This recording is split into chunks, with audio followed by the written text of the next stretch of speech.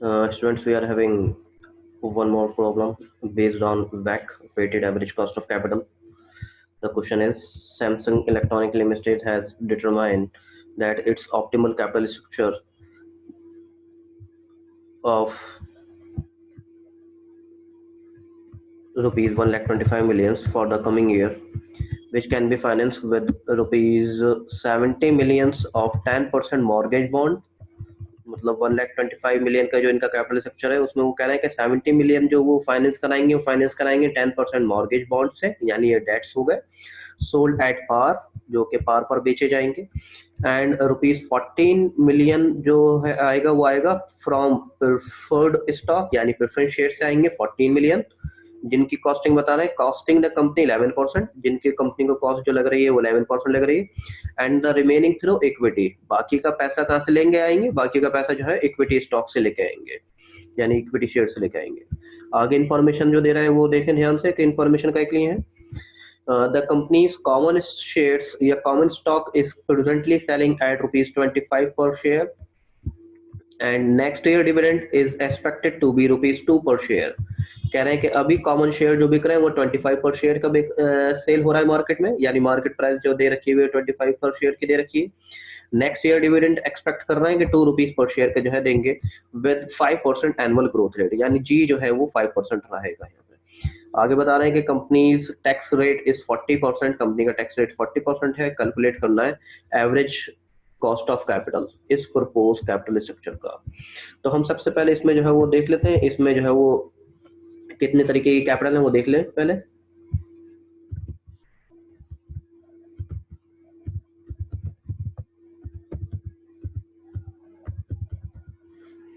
और otherwise it is optimal capital structure. Optimal capital structure जो है वो इन्होंने कैसे दे रखा है, कह रहे हैं कि 10% मॉर्गेज बॉन्ड है,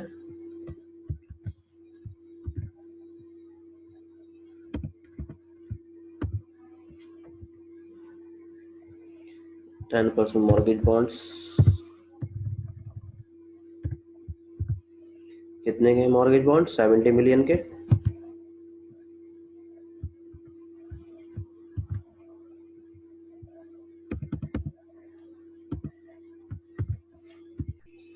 उसके बाद कह रहे हैं कि बाकी का पैसा वो लेके आने वाले हैं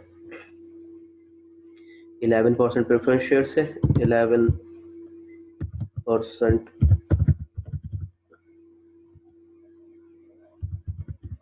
प्रिफर्ड स्टॉक से लेके आने वाले हैं ये 14 मिलियन रुपए। तो 14 मिलियन रुपए जो था हमने ये 11 इसके डाल दिए।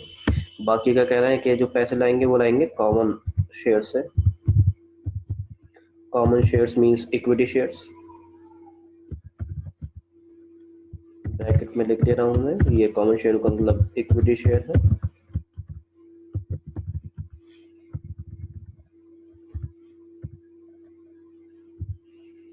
ये बाकी का बैलेंस का पैसा आएगा, बैलेंस पैसा जो बच रहा है, यानी वो बचा हमारे पास 41 मिलियन का, 41 मिलियन का बच रहा है। टोटल ओवरऑल जो अगर देखें तो ये टोटल हो जाएगा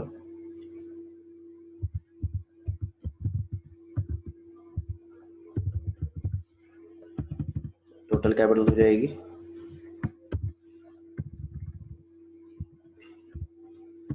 125 मिलियन की, 125 मिलियन की टोटल कैपिटल हो गई। तो हमने कैपिटल स्ट्रक्चर के अंदर देखा कि कैपिटल स्ट्रक्चर में सबसे पहले मॉर्गेज बॉन्ड हमसे कह रहा था 70 मिलियन के, 70 मिलियन के आ गए वो। 11% प्रेफरेंस शेयर्स कह रहा था, प्रेफरेंस शेयर्स आ गए हमारे पास 14 मिलियन के। बाकी का बैलेंस कह रहा था कि हम इक्विटी शेयर से इशू करेंगे। इक्विटी शेयर कितने इशू करेगा वो 41 मिलियन के इक्विटी शेयर निकालेगा, तभी उसकी ऑप्टिमल कैपिटल स्ट्रक्चर 1,25 मिलियन की बन जाएगी। अब इसमें जो है इन सब की कॉस्ट निकालना शुरू कर देते हैं। सबसे पहले जो है कॉस्ट निकालते हैं, कॉस्ट ऑफ डेट्स। डेट्स के अंदर यहाँ पे दे रखे हुए हैं मॉर्गेज लोन, यहाँ पे डेट्स की फॉर्म में जो है वो हमारे पास है मॉर्गेज बॉन्ड्स है। तो हम इसका यहाँ पे फॉर्मूला लगाएंगे, के डी इज इक्वल्स टू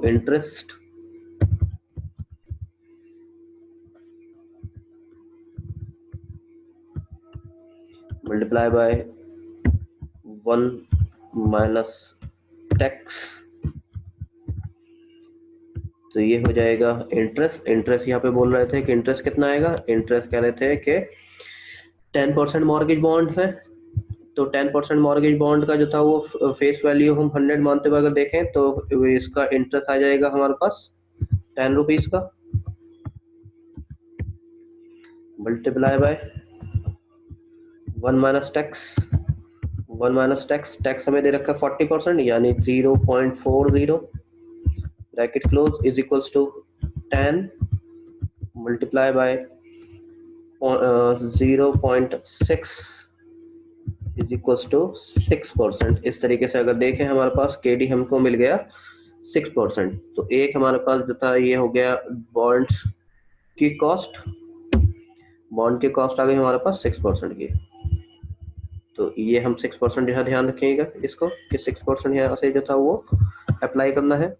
इसके बाद केपी देखेंगे, तो केपी के अंदर हम अगर देखें तो केपी का होता है हमारे पास फॉर्मूला नेट, यहाँ पे केपी की बात कर रहे हैं तो केपी के लिए कह रहे थे ₹14 million preferred stock costing the company 11%। यहाँ पे खुद जो है वो बता रहा है कि जो कॉस्टिंग आएगी प्रेफर्ड स्टॉक की कंपनी को वो 11% की आएगी, यानी ये 11% इन्होंने खुद कैलकुलेट कर रखा हुआ है कि प्रेफर्ड स्टॉक की जो कॉस्टिंग है वो 11% रहेगी। हम अगर निकालना चाहें तो निकाल भी सकते हैं पीडी अपॉन पीओ या नेट प्रोसीड करके। तो पीडी यहाँ पे प्रेफरेंस डिविडेंड 11% यानी 11 हो जाएगा, अपॉन वैल्यू ऑफ शेयर कुछ नहीं दे रखी है तो 100 रुपीज अगर मानेंगे तो तब भी 11% ही आएगा। और यहाँ से अगर देखें तो केपी जो है हमको दे भी रखा हुआ है कंपनी ने, केपी इज इक्वल्स टू 11%, जो कि हमें गिवन है क्वेश्चन में ही, कह रहे हैं कि कंपनी को जो कॉस्टिंग लगेगी वो 11% की लगेगी। अब हमारे पास रह गया के ई, बचा हमारे पास के ई का हमारे पास फॉर्मूला होता है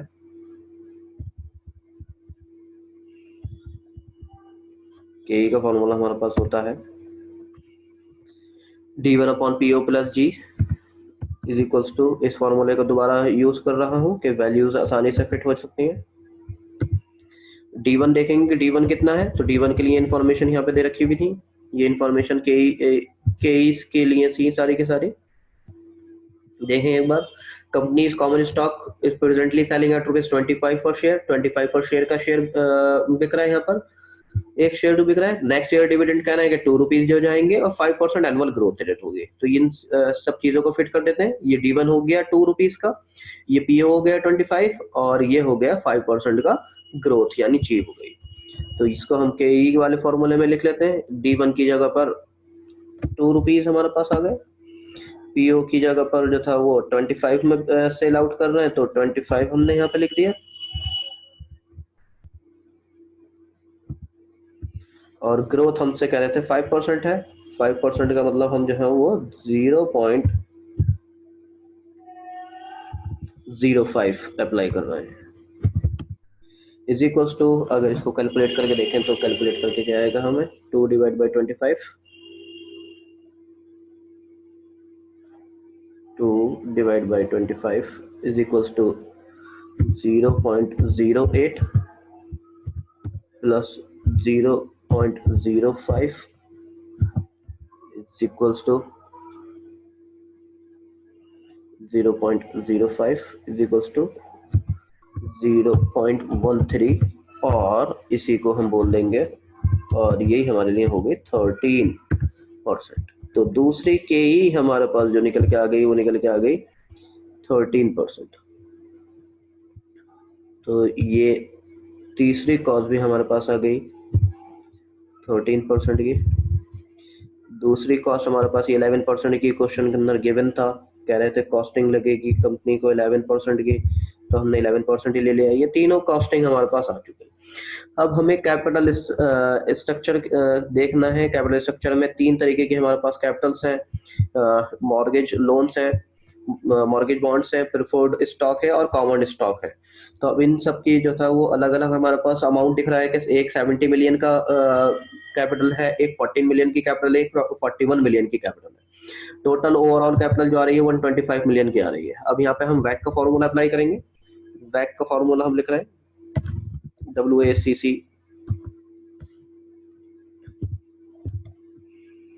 इज इक्वल्स टू, सबसे पहले KD है तो WD KD प्लस फिर KP है हमारे पास WP KP प्लस इक्विटी है हमारे पास तो WE KE। ये तीन फॉर्म्स है हमारे पास कैपिटल्स की। अब यहाँ पे जो है इनको अप्लाई हम कर रहे हैं।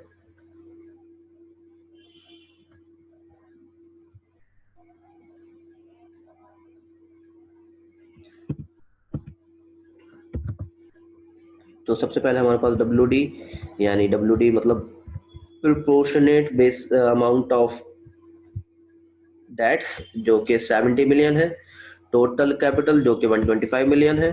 तो यहाँ पे एक फ्रैक्शन में यूज करूंगा, एक फ्रैक्शन हम इसी फ्रैक्शन को ही बना लेंगे।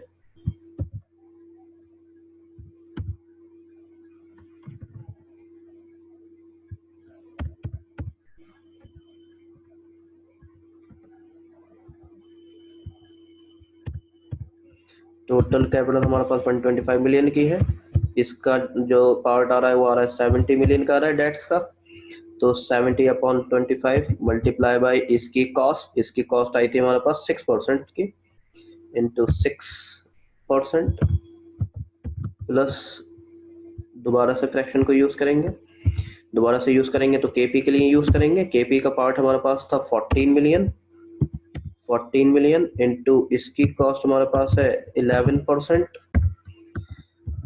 प्लस इक्विटी का हिस्सा आ रहा था हमारे पास 41 मिलियन का, मल्टीप्लाई बाय इक्विटी की कॉस्ट हमारे पास आ रही है 13% आ रही थी, आई थिंक। हाँ 13% है।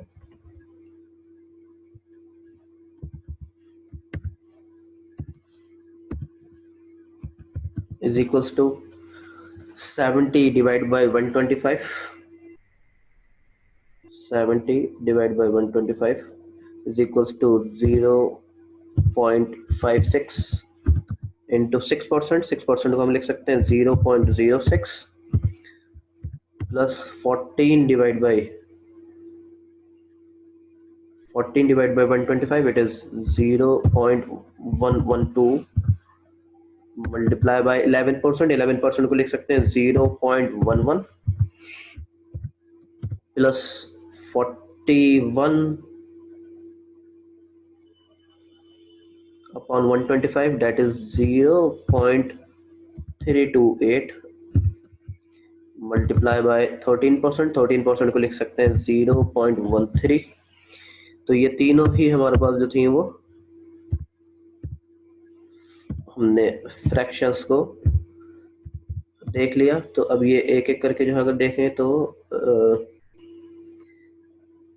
सबसे पहले था 0.56 इंटू 0.06 इज इक्वल्स टू ये आ रहा है हमारे पास 0.0336 plus 0.112 multiply by 0.11 is equals to ये आया हमारे पास 0.01232।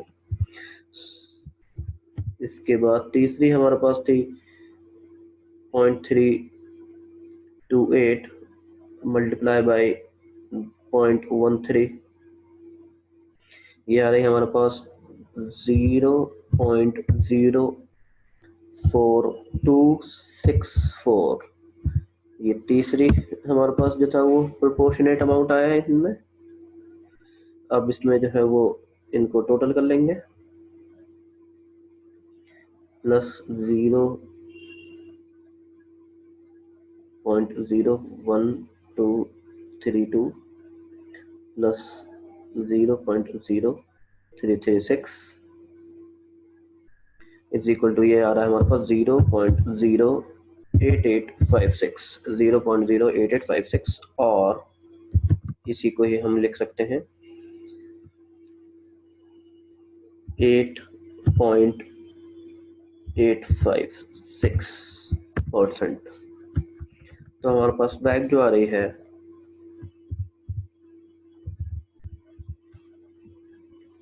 ये हमारे पास बैक हो गई।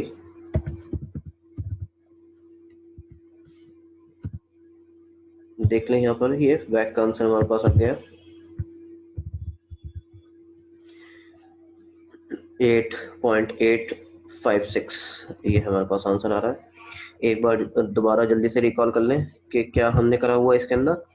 हमने इसके अंदर पहले सारी कैपिटल्स पहचानी कि कैपिटल्स कितनी कितनी आ रही थी हमारे पास। हमने देखा कि कैपिटल जो आ रही हैं वो आ रही थी बॉन्ड के फॉर्म में 70 मिलियन, प्रिफर्ड स्टॉक की फॉर्म में 14 मिलियन, कॉमन स्टॉक की फॉर्म में बचा हुआ अमाउंट करा था तो बचा हुआ अमाउंट 14 मिलियन का 41 मिलियन का हो गया, टोटल 125 हो गया।